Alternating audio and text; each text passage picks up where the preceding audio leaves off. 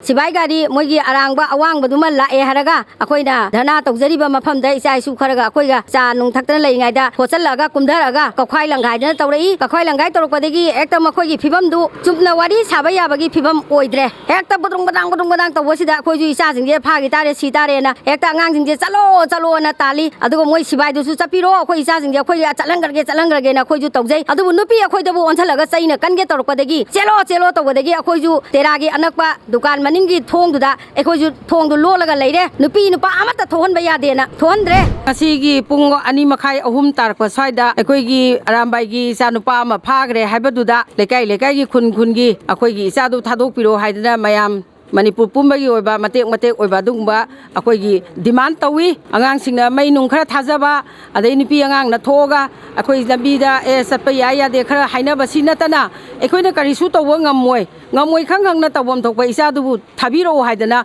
ekoi moida demand tawjabani adu ngasi di laibak thiba thogdo ama ekoi khangongdana sibai gari moigi arangba awang baduma lae haraga akoina dhana tawjariba mafamda isa isu kharaga akoiga kari no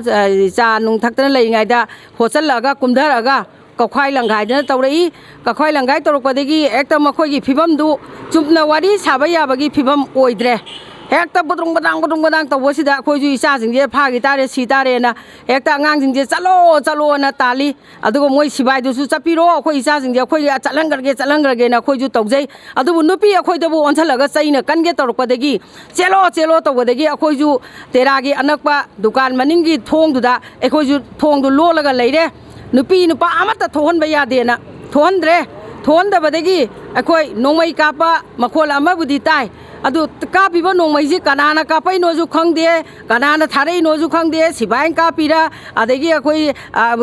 dhana tawada mi thugaibe kapai reju khangde hoi makhon budi akoi ju tahawi adu akoi saitagi nongmai kape habadi akoi khangde ude ima hoita de maram de khoi get no aina ba lonchal laga moina amata thokpa yaroina thondrabani na nongmai du kari no kamai kapi no kanana kapai no khangde adu kapai ba nongmai du jo khoi imina aina uhoba natabani na ai ba nongmai du akhoi da badram tawri bara natragana akhoi da kari charge tawge habano haibadu di ima hoina khangba ngamdre makhon budi haipe tagi akhoi di thokpadi amata yadre adu akhoi na haijaning badi timing phangingai da Hauji Arambai gi phariba sipto isa nupadu thadokpiyu athuba matamda masi thadokpiragadi Manipurda khoisaunariba khoi gi tawriba isa isu mayam maira paibi mayam ekoi hojik lairiba Manipurda awaba hapase ekoi aduki matik Manipur Praja se Wabana Thak-Thak Nikle aduna yaragadi athuba matamda ekoi governor gi khutangda India government athuba matamda haibe isa sibu thadokpiyu haiduna mama akoina amuksuana media gi thongda haijari